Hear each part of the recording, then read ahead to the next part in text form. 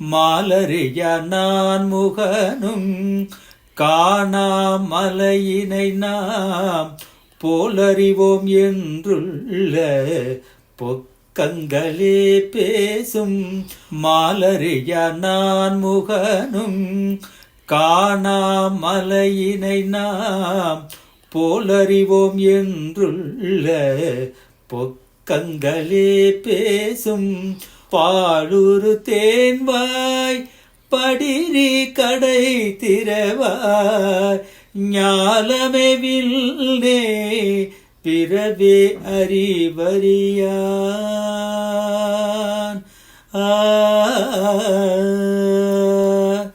கோலமும் நமையார் கொண்டருளி கோதாட்டுன் சீலமும் பாடி சிவனே சிவனே என்று ஓலமிடீனும் உணராய் உணராய்க்கான் ஏல குழலி பரிசெலுரெம்பாவாய்.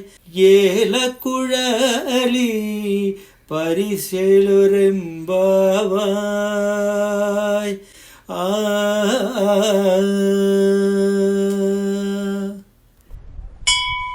திருச்சிற்றம்பலம்.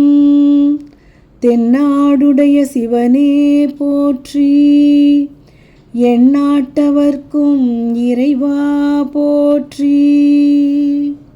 அனைவருக்கும் அன்பு வணக்கங்கள். பின்னுக்கொரு மருந்தை வேத விழுப்பொருளை கண்ணுக்கு இனியானை சிவனே சிவனே என்று வீதி நெடுக பாடிக்கொண்டே உள்ளம் கசிந்துருகி தாம் பெற்ற அனுபவத்தை பேற்றினை தம் தோழியும் பெற வேண்டும் என்ற பரந்த நோக்கோடு தோழியர் அனைவரும் அடுத்த வீட்டிலுள்ள இன்னமும் உறக்கத்திலிருந்து எழுந்திராது படுத்திருக்கும் பெண்ணை இந்த 5வது பாடலிலும் எழுப்பச் செல்கின்றனர். அவள் முந்தைய தினம் எல்லோரிடமும் பேசிய வார்த்தைகளுக்கு முற்றிலும் முரணாக சம்பந்தமே இல்லாதவளாக இன்னமும் உறங்கிக் கொண்டிருப்பதைக் கண்டு அவளை சாடுகின்றனர். மாணிக்கவாசக பெருமான் திருவண்ணாமலையில் தங்கியிருந்த போதுதான் திருவெம்பாவை பாடி அருளியதாய் பார்க்கிறோம். இந்த 5வது பாடலில் அந்த திருவண்ணாமலையின் ஈசன் அண்ணாமலையான் தோன்றிய அற்புதமான புராண நிகழ்வை சுட்டிக்காட்டி மாணிக்கவாசக பெருமான் இந்த பாடலை தொடங்குகிறார். ஒருமுறை எல்லையற்ற தீப்பிழம்பாய் உயர்ந்த ஜோதி வடிவில் நின்ற ஈசனின் திருமுடியையும் திருவடியையும் பிரம்மாவும் திருமாலும் காண முற்படுகின்றனர். திருமால் வராக அவதாரம் எடுத்து அடியை காண பூமியை குடைந்து சென்றும் அடியை கண்டறிய இயலவில்லை. அன்ன வடிவம் எடுத்து முடியை காண புறப்பட்ட பிரம்மாவினாலும் காண முடியவில்லை. அப்போது கருணாமூர்த்தியான சிவன் ஜோதி வடிவிலிருந்து ஒரு மலையாக, அதாவது அண்ணாமலையாக மாறி காட்சி கொடுத்தார். இதனையே இந்த 5வது பாடலின் முதல் வரியாக மாலரியா நான்முகனும் காணாமலை என்று ஈசனை மாணிக்கவாசக பெருமான் பாடுகிறார். வெளியே நிற்கும் தோழியர்கள் உள்ளே உறங்குபவளை நறுமண திரவியங்கள் பூசிய கூந்தலை உடையவளே திருமால் வராகமாகவும் பிரம்மா அன்னமாகவும் உருவெடுத்து சென்றும் அந்த ஈசனது உச்சியையும் பாதங்களையும் காண முடியாத பெருமையை உடைய மலை வடிவானவர் நம் அண்ணாமலையார். ஆனால் அவரை நாம் அறிவோம் என நீ சாதாரணமாக பொய்யாய் பேசுகிறாய்.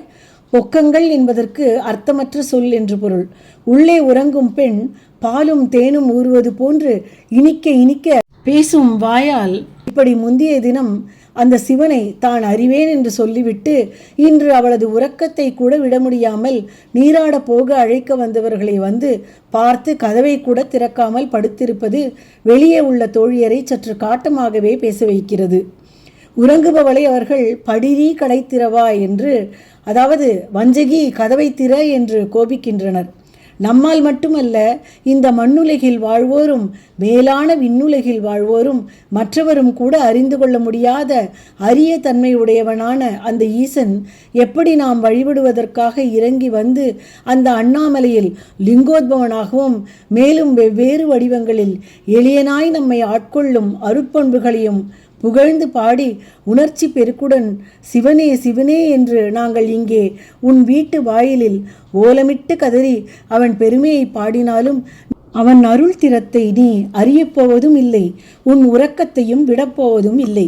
இதுதான் உன்னுடைய இயல்பானால் நாங்கள் என்ன செய்ய இயலும் என்று தங்களையே நொந்து கொள்கின்றனர். அந்த உறங்கிக் கொண்டிருக்கும் பெண்ணை போன்றுதான் நாமும் அந்த பரம்பொருளே நமது வாழ்வின் இலக்கு என்று அறியாமலும் அறிந்தவர் போல் நாடகத்தால் அவன் அடியார் போல் நடிக்கும் தன்மையும் கொண்டு செயல்படுகிறோம். அவன் அருளாலே அவன் தாழ் பணிந்து தொழத்தான் நம்மிடம் உள்ள பொய்மைகள் நாளடைவில் விலகி அந்த ஆனந்த கூத்தனை உண்மையாய் உணர்வோம். நாளை தொடர்ந்து பார்ப்போம்.